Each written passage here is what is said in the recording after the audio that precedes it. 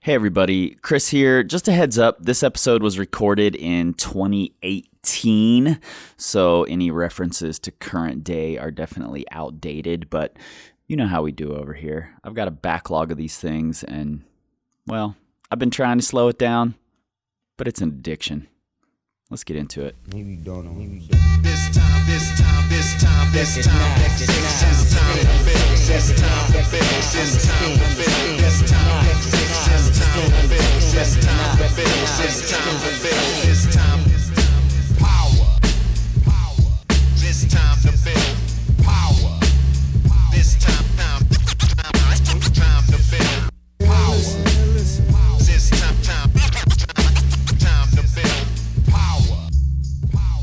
What's up, everybody? I am your host, Chris Hampton. And this is Nate Drolet. And together we form Magic and Bird. All right. You know that one? I see what you did there. Do you know that one? Yeah, I do. It's a basketball reference. Okay. It's a basketball reference. And also a hip-hop reference. Ooh, I There didn't. is an album called Magic and Bird that's amazing if you haven't listened to it. I'll just let you guys find it. Black guy and a white guy. Go figure. Anyway, we are currently still here in Lander, Wyoming, where actually it's been really fun, like the last couple of weeks, having somebody to train regularly with. That's been really fun. I don't think we've ever really trained together before. No, we pretty much just, it's whenever we climb together, Yeah. whenever we go out to the gyms. So this has been fun. Yeah, it's been super cool. And Nate just set me a simulator for my fall project, or my fall attempted project, I guess. Mm-hmm. I'm not saying it's going to happen this fall, but I'm going all in on it. So Oh, yeah. it'll happen eventually, which is Zookeeper. And we stole some beta from videos and from Nate's own experience and put together some cool training that we'll be talking about, or I'll be talking about on the Instagrams and on the patron account. So if you guys aren't patrons, maybe you should be. It's only going to make you stronger. I mean, when you sign up, you gain a letter grade. Facts. Yeah, totally. Undeniable. And you know, that sort of leads us right into what we're talking about today, because abandoning training is a real thing. Like, people spend so much time coming up with training plans and thinking about training and making goals and Reading about training, talking about it. listening to podcasts all the time where two dudes just ramble on forever It's about fucking training. worst. And then like 3 weeks in, they abandon it completely. Things come up, shit happens, and that's a real thing. So today we're going to talk about the top 5 reasons why we see people abandon their training. Mm-hmm. What's our number 5, Nate? Number 5 is... I debated this one at number 5, actually, because it probably is the least common of these, but it's also the most infuriating for me. Yes. So I think it's fairly common. The reason I wanted it as number 5 is because I feel like it's maybe the least impactful of the top 5. yeah, okay. It doesn't seem to normally fully derail people's training, Yep. but it definitely throws a huge wrench in things. Mm-hmm. And that's new things, new shit. Yeah, Like, shiny new methods show up on the Instagram. Exactly. What is Team Japan doing today? I don't know, but I want to do it. I hear they stretch for 2 hours before every session. Yeah, me too. Yeah. Yep. So yeah, it's new training. So this could be things that are new methods you just heard about. It could be whatever someone at your gym who's now getting better has been doing. Yeah. I hear they've been eating Taco Bell and drinking Mountain Dew before every session. I got way better for years eating mostly Taco Bell and McDonald's. So Yeah. And that's we correlation. should go back to that plan. So yeah, and I think this is a big one. Like, for a lot of people, a big thing with training is that you need to be able to stick it out long enough that your body benefits from it. Yeah. And so if we're constantly changing to some new hangboard method, or even just using a different hangboard because it looks cool and you're like, oh, this has pockets, I want to use pockets now. Right. No one really wants to use pockets. That's an example, folks, and it's not even a good one. Nobody climbs on pockets anymore. Yeah. We filled them all in here at the Iris too, so just don't come expecting pockets. Yeah. No, it's great. They're slopers now. So yeah, are there any And times... new like new hashtag science that shows up? Mhm. All of a sudden, people want to abandon everything they've learned about training because there's some new study that says this thing worked for these 10 people.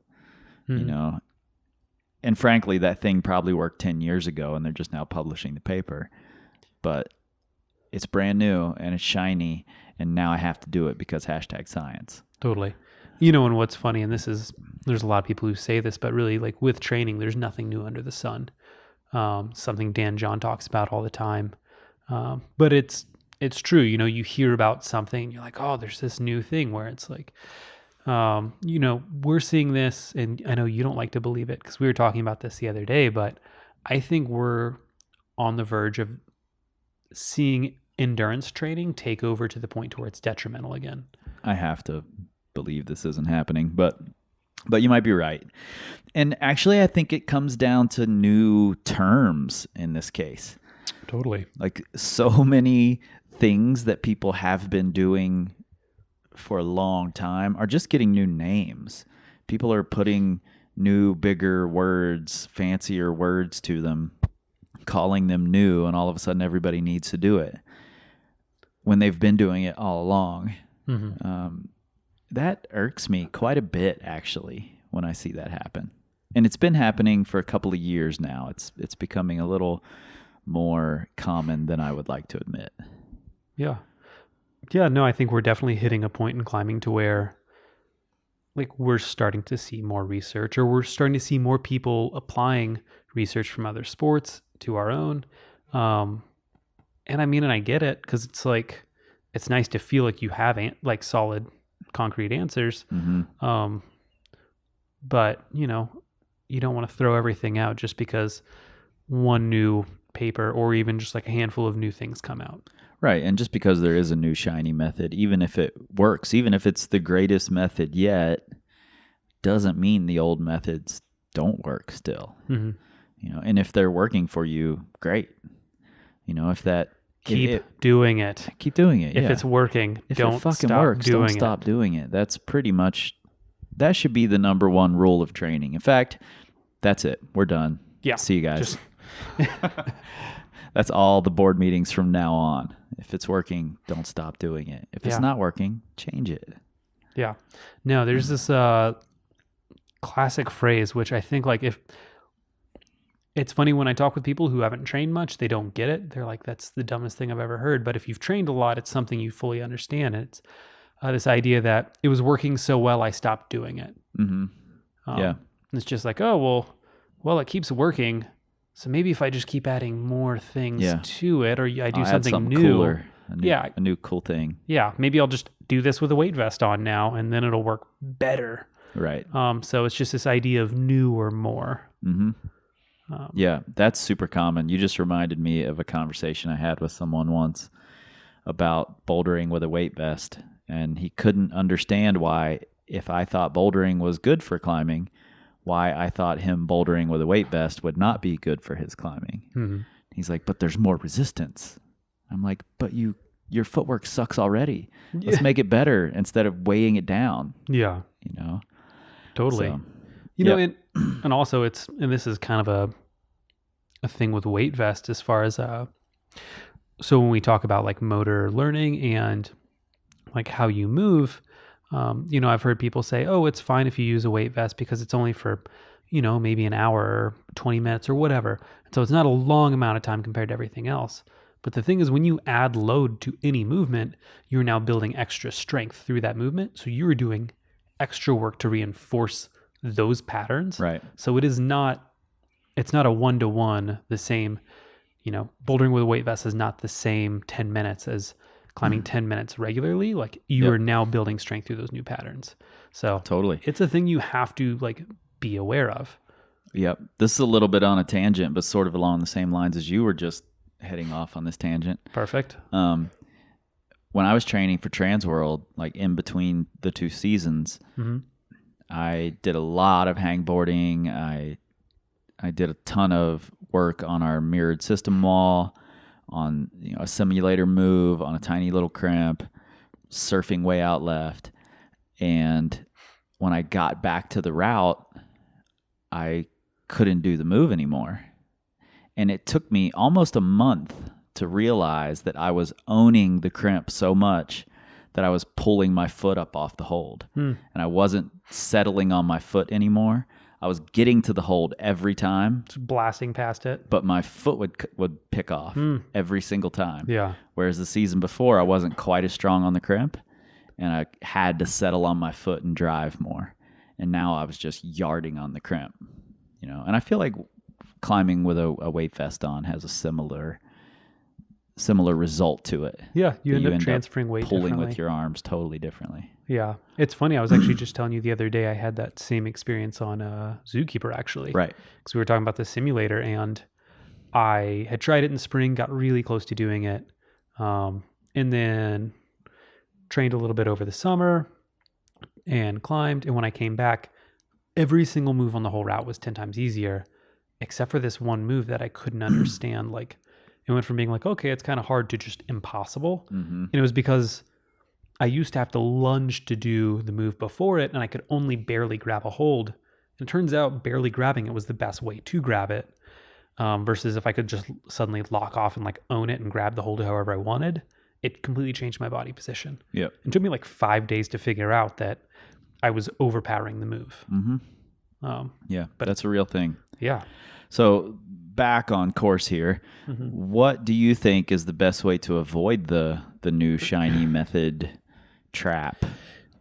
Stop following Sean McCall on Instagram. Train in your mom's basement. That's a good way, actually. I've said this once before. I'll say it again. Lock yourself in there. Get rid of your friends. They're holding you back. Yeah, no friends. I think it's good to pay attention to the shiny new things, and you can kind of watch their course, because some things stick around. Like, there are fads that maybe little nuggets of them like stick around, and we've kept them because they work. But if you are already doing something, and especially if it is working and you're not getting hurt, just keep doing it. Like, write down those things, or even better, don't. And if in 4 weeks you can't even remember what it was, perfect. That's one less thing to worry about. I like this. Yeah, I agree. We shouldn't have friends. Yeah. Just get rid of them. Number 4. And we debated how to say this one a couple of times. And there's several levels to it, but it's passing judgment too soon, based on your expectations of how the training is going to feel. I can't tell you how many times I've had people message me like day 3 of their training plan. I don't think it's working. And I'm like, oh, good. Yep. I don't know if it's working either. Yeah. You can't possibly know if it's working. I've also had people do one session and be like, I feel so much stronger. Like, perfect. This is what we were going for. yeah, exactly. That's right. Good job, us. Yeah, I think that's a common mistake of people who haven't been training for very long. Yeah, shit takes time. And not only that, like, if you're training correctly, training makes you tired. You have to recover from that. Sometimes that takes time. Like, right. Especially in the very beginning. Yeah.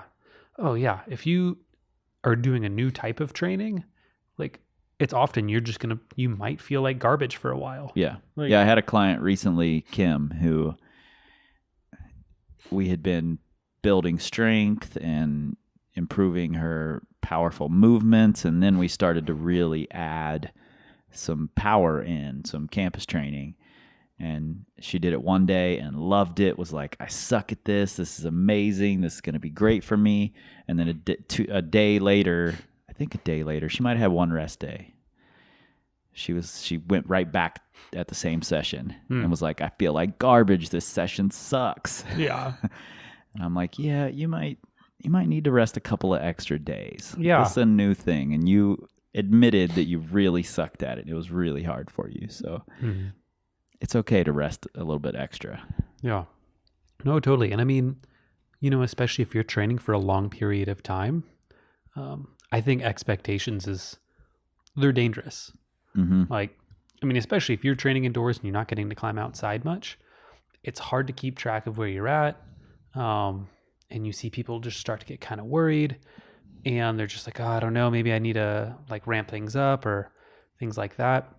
Like, I don't know. Expectations are a funny thing. Like, if, like, a way I like to describe it, if your expectations were put on an infomercial for 4 payments of $19.99, like, would you still believe them? If someone was like, you're going to jump 3 grades in 6 months for only 4 payments of $19.99, it's like, you'd be like, wow, you're full of shit. I got $80. Yeah. I'm in. But like, a lot of people will have those expectations. Right. Like we see it all the time. Like, someone will be like, hey, I climb 12B right now, and in 3 months I want to climb 13A. It's like, well, okay, like, we're going to need to pump. Like, we got a few steps in between. Yep. A few letters, if you will. Let's add a few months to your goal. Yeah. But it's tough if people have these huge expectations.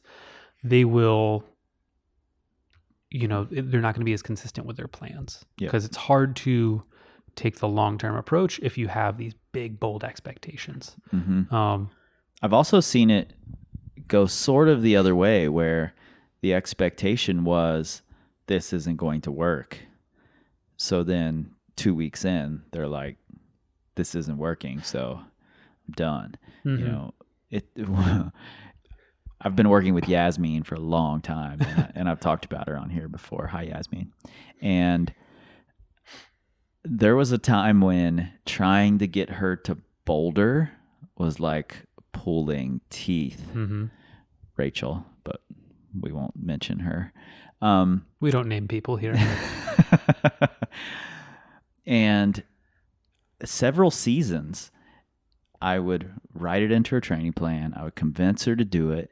And then like 2 sessions into bouldering, she would be like, oh, my endurance is gone. I have to get back on routes. Yep. And I'm like, no, it's not. You're freaking out for no reason. So, yeah. I mean, and let's just say it. If you don't believe something's going to work, it's probably not going to work. Not going to work. Like, the power of belief is incredible. And it works both ways. Yeah. I had work with a guy who he needed more body tension. Like, he's a tall guy, and he's a good climber, but he just needed to be able to use all of his length. And so that's what we've been focusing on. Funny enough, that's a common mistake with tall people. They can't use their height. I know. It's crazy. It's just like, you're a giant. You need to be able to, like, yeah. I can tell you right now, if I had like close to a 7-foot wingspan, I would be like, everyone would be like, that fucker over there, he's skipping all the holds. And I'd be like, that's right, I am. Totally. But I'm not. So I can't be that guy. But I want to train other people to be that guy for me. So we've been working on like being more powerful, a lot of body tension and stuff like that. And he definitely, was not voicing it directly, but he was a bit skeptical. I mean, he's a sport climber as well, and he actually just went out this last weekend for the first time in a while and high pointed on one of his sport projects, having done almost no endurance work, like very, very minimal, just like base maintenance. Yep. And like, and he's a self-admitted like endurance guy.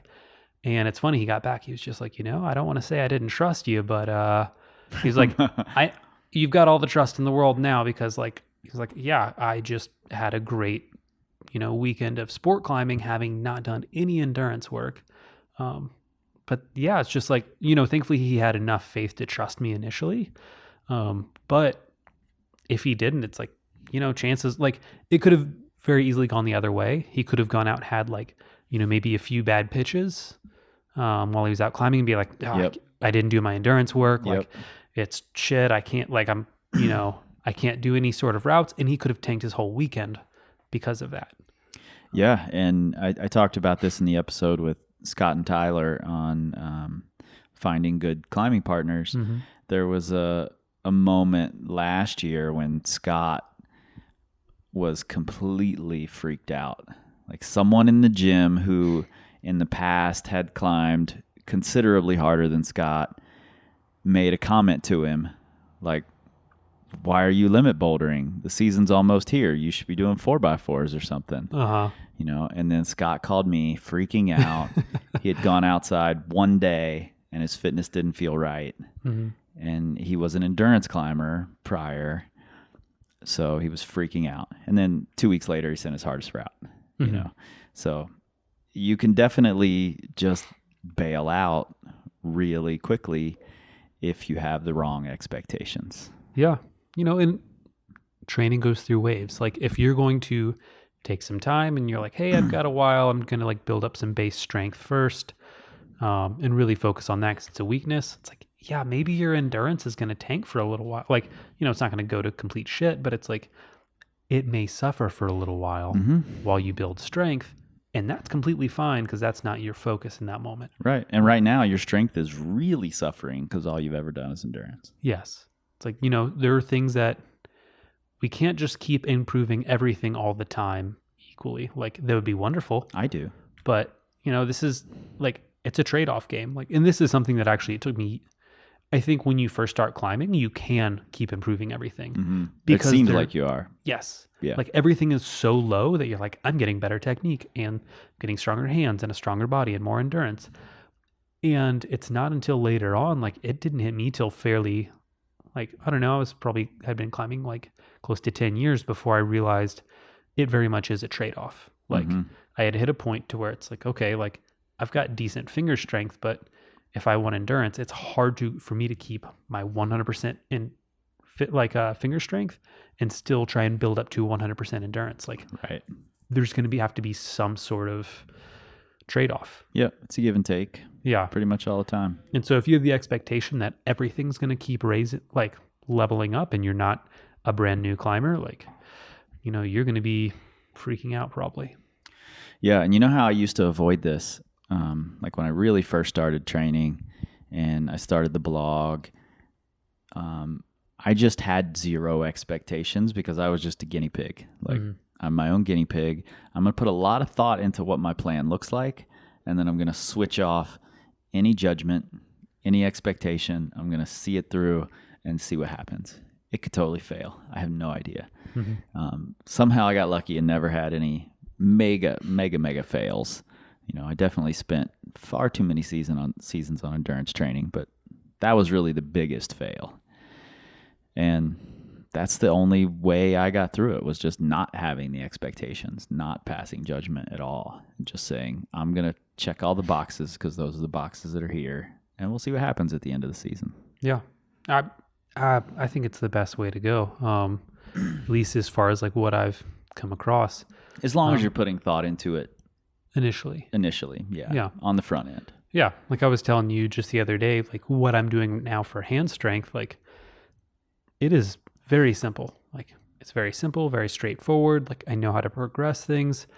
I mean, there's no bells and whistles to it, but it's great because I know what I'm doing every day. It's simple. I trust it. And like, I'm just going to keep doing it till it stops working because that makes sense. Yeah. Like, and it's really nice to not at this point to be like, oh, I'm not going to worry about other hangboard methods that come out. I'm not going to worry about other ways I could be doing things because I keep getting stronger this way. So I'm just going to keep doing it. Yep. And, you know, I think for most people, if you can have most of your boxes, if you can check them off that way of saying like, hey, this is what I do. Like, that's it. I have a system that I trust. You know, you build it at the beginning of the season or beginning of the year and just follow through and, you know, keep notes and keep track of how it's going. That's a really good way to go rather than trying to reassess constantly whether it's working or not. Yep. And that brings us right into our number 3 reason that people abandon their training, which is the training's just too complicated to begin with. They've just tried to add every single little thing that they've seen, heard, read about, their friends talked to them about, they dreamed up. It was on the Joe Rogan or Tim Ferriss podcast. Yeah, all of the podcasts. They want to combine everything and make this grand combination training plan that trumps everyone else's. Mm-hmm. And it just doesn't work that way. More often than not, simpler is better. And complicated training plans are one of the top reasons I see that people just can't continue. They just get bogged down. Something's not working. They don't know what's not working. Something is working. They don't know what is working. They're just falling apart because they have no clue what's going on. Yeah. And, I think a big thing that comes with that too is they haven't taken the time to prioritize. Yeah. So let's say, because God, we see this all the time of, they're like, hey, I'm going to do 6 hours of mobility a week. I'm going to do, I'm going to do an intermittent fasting ketogenic diet. I'm also going to do, I don't know if that's a thing, but. Is Taco Bell included in that diet? I'm pretty sure. If it's not, it's not worth it. But yeah, they want to have all these different things. I'm completely lost now. Oh, they want to have all these different things. So they're like, I need to do mobility. I need to do strength training. I need to do fingerboarding. I need to climb. I need to do my aero cap and cap, all these different things. Right. And then you throw one wrench into their plan. It's like, hey, you've got a wedding or a funeral or something you need to go to this weekend. They're like, wait, what do I cut out? Right. Because they don't know like what's most important anymore. Like to them, they just have this slew of 70 things that they have to do. Yep. They can't miss their anti-glycolytic and cap repeater session. Yes. Yeah. With an oxygen deprivation mask on. Of course. And a weight vest. And a weight vest. But so the problem is they don't have priorities. And so when they have to miss something, they don't really know what they need to be missing. And then often it's really easy to spiral out from there. And just be like, well, I'm off the wagon now. Like, how do I even get back on? Mm-hmm. Or like, should I? Versus like, if you're just like, oh, like I have a week that I need to travel for work. Like, I'm just going to make sure I get some movement in because I just need to make sure I keep climbing, and I'll do a little bit of strength work like 2 days a week. And that'll be great. And then I can go back to my other things. Yep. But yeah, man. And those complicated training plans also take a lot of freaking time. Yeah.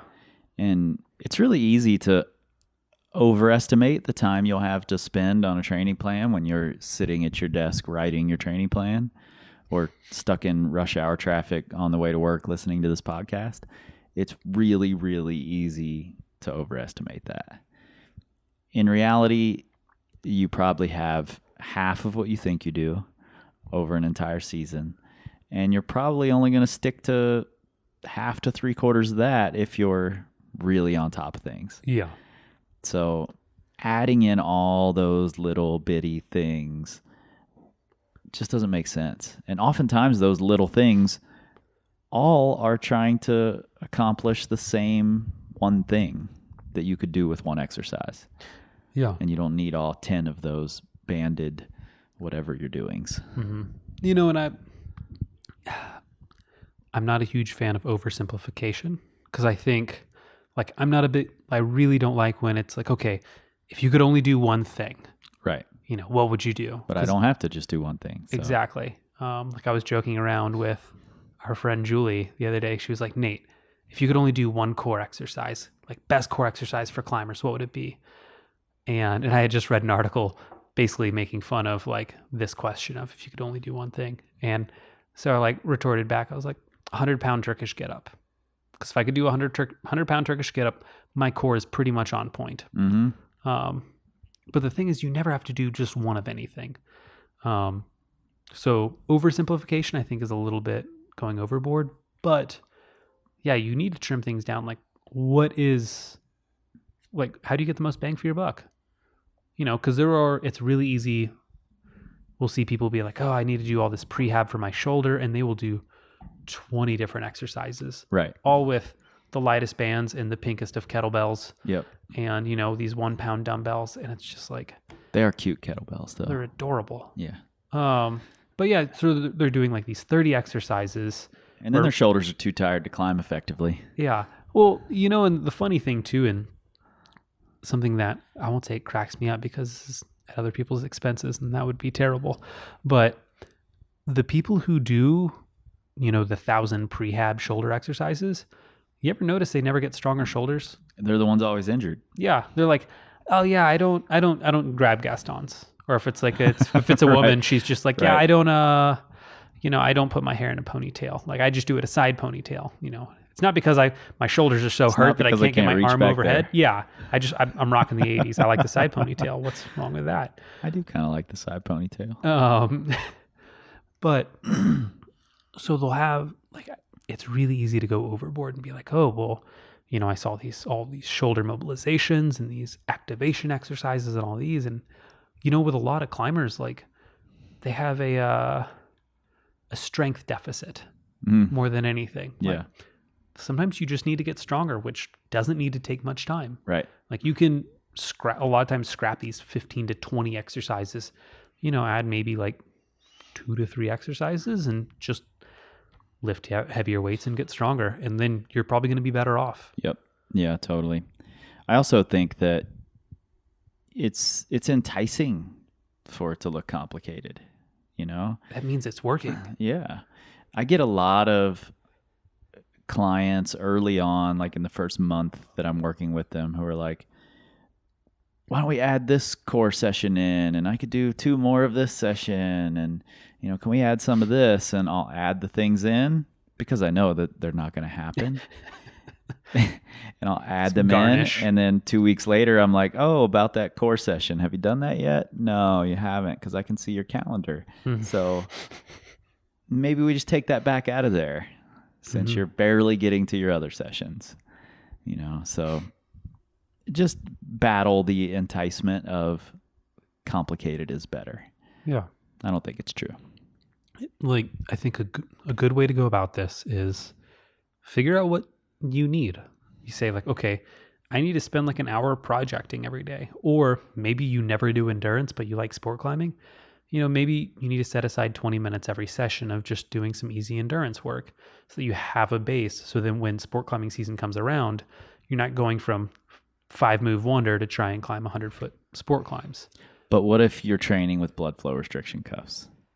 On your neck. You can only fit one, and I said cuffs plural. No, you're right. Double down. One on your waist, one on your neck. Yes. But yeah, so I mean, as far as the complicated plans go, make priorities. Say like, hey, these are the 3 things I need to get done every week.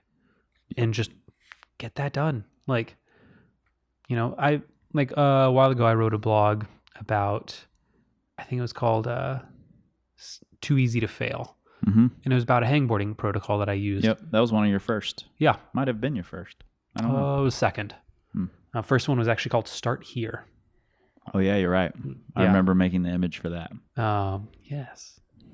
Those are the days. But with Too Easy to Fail, like my entire hangboard workout was just 2 hangs a day. And that was pretty much my goal when I would go in. It's just like, okay, I'll warm up. I'll do 2 hangs, and then I'm going to try some crimpy boulders because my goal is to get stronger at crimps.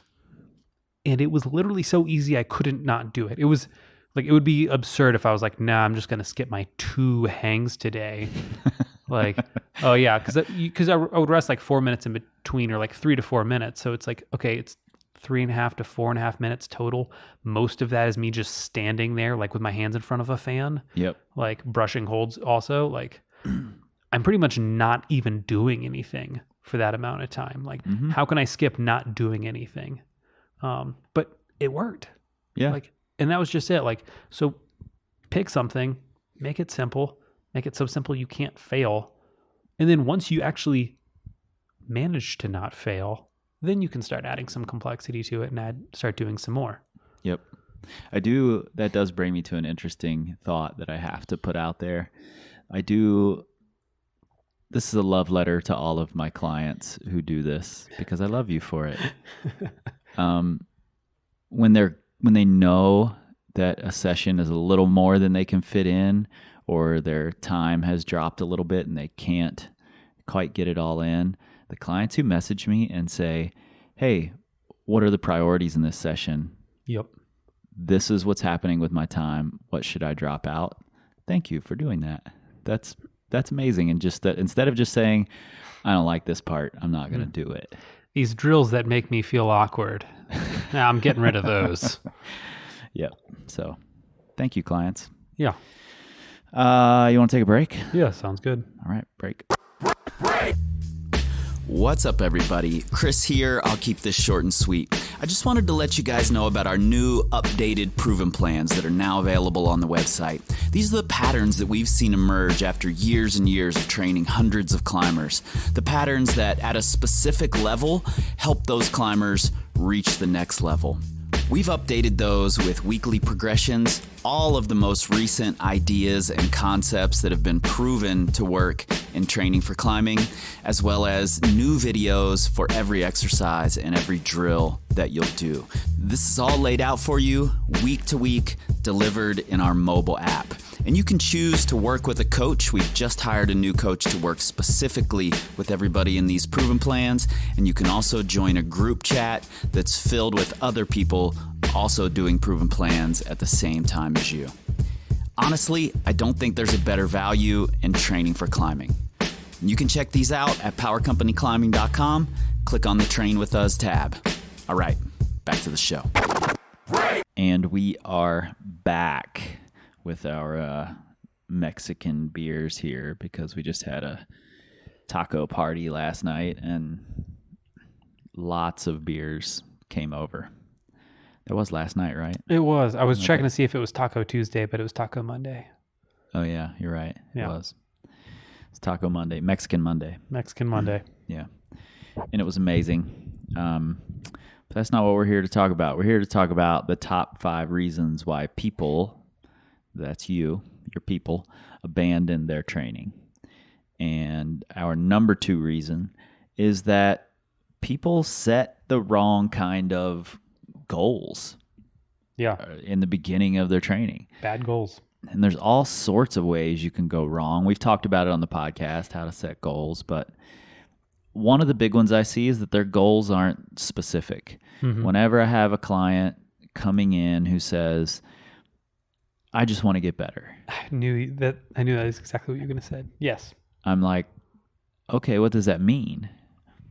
Well, I want to move better. I want to climb harder. I want to feel stronger. Like, well, is there something that represents that? Is there a route you would love to climb, a boulder you would love to climb? Is there just a grade you would love to get to? Give me something that's a little more specific than this I just want to be better goal. Mm-hmm. I think if you don't set that, it's really hard to focus in on what you're doing and have a clear reason as to why you're doing it. Totally. Yeah. And I mean, I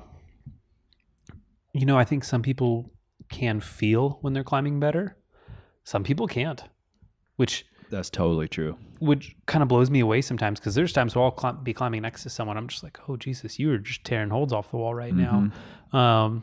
But unless they have some sort of objective truth that they are climbing harder, then to them, they're just like, I don't know. Is it working? Like, right. It's like, I feel just the same as I always did. And everyone around them is like, oh, gosh. Yeah. He's crushing. Totally. But then there's another thing, too, where maybe your method of the way you view your climbing of like, oh, I feel like light and snappy. Like maybe you are feeling snappier, but you're losing like finger strength or you're losing like technique because you're always climbing like by being super like bouncy. Mm-hmm. So you're kind of like feeding the thing that you're using to gauge whether or not you're getting better. Yep. But yeah, bad goals. I think one that, hits home for me for sure is not setting goals that are connected to you emotionally. Mm-hmm. So setting goals that you're like, okay, on paper, this is a very good logical goal and it'll take me to the next step. Right. But it's like, I have no real attachment to it. Like I need a goal that the kind of thing that like when you're in bed, like about to go to sleep, like you're like running beta through your head on that route. Yeah. Like things like that, like the kind of things that like, I have a woman I train who, she's just now bouldering for the first time ever. And she was just like, I don't understand how to get psyched on bouldering. She's only bouldering in the gym because she wants to keep sport climbing outside. And I was like, you need to figure out how to get like just as psyched on indoor boulders as you can for your outdoor routes. Absolutely. Because if you can do that, you're in a good place. You're going to be trying hard. And then they're going to take it down and you're going to cry about it. Yeah. No, she's on the moon board. We're fine. Good. But that's a good plan. She was just like, no, you don't understand. She was like, routes keep me up at night. Like I have trouble sleeping because of the beta sometimes and like rehearsing them. But that's just it. Like if you have something like that, it's amazing. Yeah. Like that's the kind of thing that you can, if you have that kind of motivation, you can do. If you have the why, like, you know, the how is easy. Yeah. I've been, you know, we've been talking a lot about goals the last few weeks, and I'm not going to let the cat out of the bag just yet, but I started thinking about bouldering goals and what I wanted to do bouldering wise. And since those initial conversations, I've been watching videos in bed nearly every night. Oh man. Like Annalisa will still be in the bathroom brushing her teeth, and I'm like Googling things on my phone to try to watch beta videos or just get stoked on different boulders. Yeah, you know? no, I've noticed you've been wanting to chat about boulders and certain ones more specifically lately. It's been getting me psyched just to see. I'm already jumping over my route goals into bouldering season. I'm doing the exact same. Don't worry about it. I'm like, oh yeah, I'm going to the new and some other stuff. But about bouldering in Arkansas, yeah. Yep. Well, you mentioned something when we were kind of pre-gaming this episode that I hadn't really thought about in terms of bag goals, but it can be kind of dangerous to set a really big, lofty goal, particularly if you're someone who gets intimidated by those things. And that's easy to do for anybody. But I've seen it before, and I hadn't really connected it until you said it, that someone will set this big, giant goal, and they'll start working toward that goal. And then when the season is almost there, they're like, I'm not quite ready. I don't think I'm there yet. So they bail on that goal, abandon the rest of their training, and go shoot for some much easier goal that's going to take them a week instead of 3 seasons. Yeah. You know, so I think that's pretty common, getting intimidated by the wrong goal that you made. Yeah. And it's tough because, I mean, that is, you know, if you read any goal setting literature, it'll say set big, audacious, intimidating goals. Yep. But, you know, you have to, like, if that is your only goal is like this one that's way out there, like that's hard. Yeah, that's a long, ambiguous road to travel without little goals in between. Yeah. And sometimes, like, more often than not, like, I mean, sometimes it's just intimidating too, because, you know, if I'm 6 months out from a goal, it's easy for me to be like, oh yeah, I'm just going to put my head down, do the work. And, you know, you hit 4 months, you're like, yeah, okay, things are going good. And then, you know, you hit 2 months and you're like, oh, things are getting close. Okay. And then suddenly when it's around the corner, you're like, I don't know. Am I ready? Like, I've been like getting ready for it, but I'm not really sure anymore. And suddenly it's really easy to have these doubts. And if you don't like put yourself out there, you may never know. Yep. And all so, of a sudden you're not training for that anymore. You're training for something else. And we see that all the time with people who like maybe they set this big goal and they let themselves get intimidated by it when they didn't even need to. Yep. But yeah. Yeah. I think goal setting is an art, really, and kind of a scary art for a lot of us, you know? And again, I'll just say we've talked about this before on the podcast, and you should go back and listen to that episode. It was around New Year's that we talked about it. We were in Knoxville, I think. And it's, you know, it's different for everybody. There's research showing that putting your goals out there, it makes you less likely to reach them. There's also research saying that not putting your goals out there makes it less likely that you'll reach them. Yeah. So what the hell is a person to do? Yeah. You know, so. You know, and it's tough too because making lists are fun. Super fun. Like, it's a ton of fun to be like, I'm going to do all these things this year. I just made checklists for the Drew Mack podcast today. Nice. downloadable PDF checklists for people Boom. with Drew's Ooh. picture on them. Yeah, it's going to be, perfect. Please tell me you have different photos of him while he was climbing the different grade ranges. I wish I did. God, that would be I amazing. wish. This is the 512 Drew list. Yeah, like making lists are a ton of fun, and it's fun, like dreaming big, audacious dreams. Mm-hmm. But it's, sometimes you need to just take it one step at a time. Yeah. And so setting these bad goals, and bad is like kind of a loaded term, but Yeah, setting totally. these goals that aren't appropriate for you at the moment, Mm-hmm. they can sabotage you. Yep. Yeah, and I like that you just brought up kind of writing them down and having a checklist, because I mean, you've seen this going on here in the last few weeks. Annalisa had a big goal that she wanted to reach, and I'm like, whoa, let's slow down and look at things. Let's write out what we have done, in this past season or so, past couple of seasons. And I wrote it out in pyramid form and showed her, like, if we filled these in, it would be a lot easier to reach this grade that you're afraid of. And then we'll get through that grade, and then we can be on to your big goal, but we have to get through this area where you're a little scared first. And she and I were talking about it, and then another of our friends saw it and was like, I want a pyramid. And she's all about the pyramid. And Annalisa, every day we come back from climbing, she's like, where's my pyramid? I need to fill it in. And I'm like, well, this is cool, having all these goals that are appropriate and lead up to this bigger goal makes it so that she's not abandoning that whole plan, and she's sticking with it. So it's cool to have it on paper. Yeah.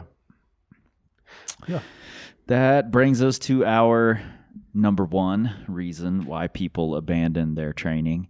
And when this one came up, this was actually Annalisa sitting in the room and saying, well, here's the reason.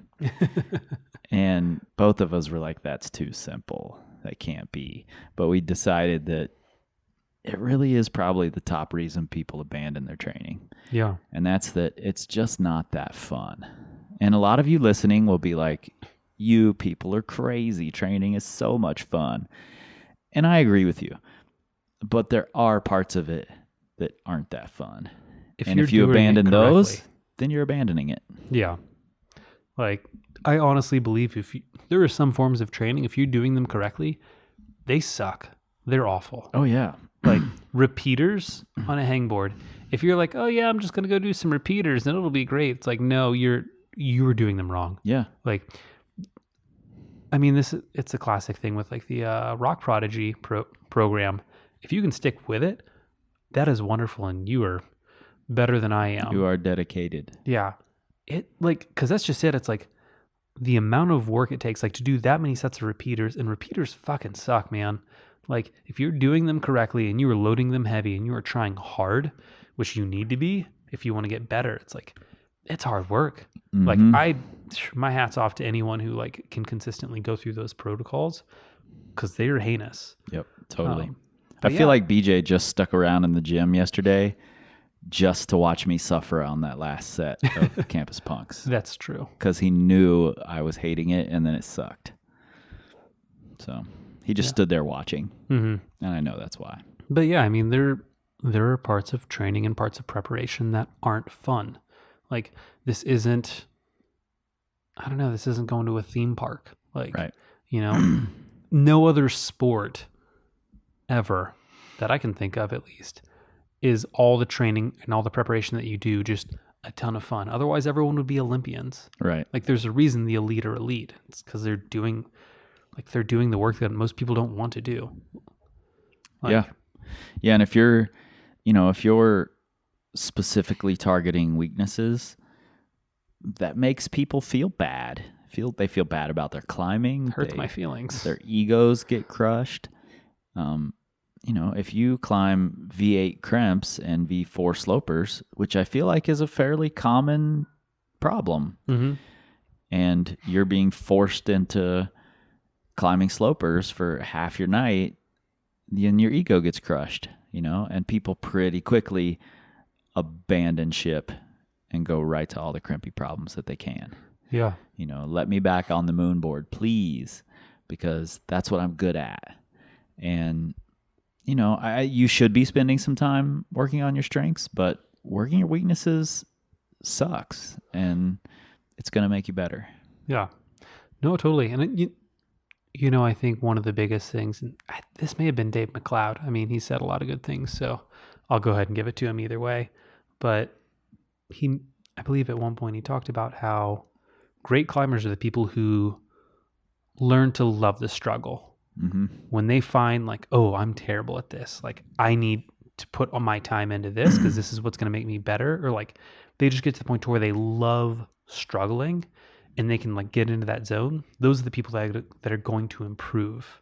Yep. Like the fastest. Yep, totally.